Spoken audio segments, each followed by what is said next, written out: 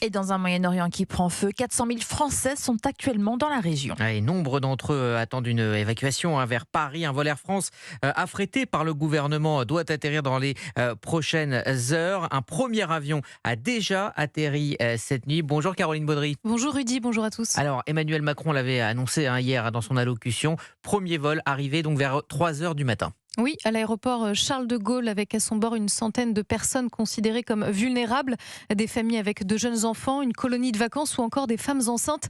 Tous étaient en vacances à Dubaï, tous sont montés dans un bus pour rejoindre Mascate, la capitale d'Oman, pays voisin à 10 heures de route. C'est de là que l'avion a décollé.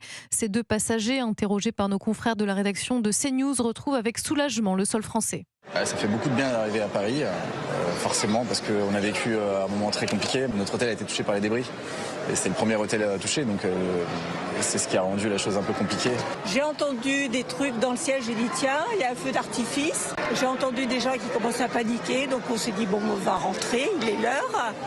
On a vu un petit incendie à l'hôtel dont tout le monde parle. En fait, c'est un éclat. Ils sont hyper vigilants. Il y a très peu de choses qui passent et ce sont que des débris.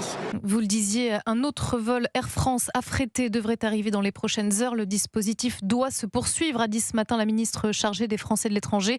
Les liaisons commerciales avec Tel Aviv, Beyrouth, Dubaï et Riyad sont quant à elles suspendues par la compagnie au moins jusqu'à jeudi. Merci Caroline Baudry.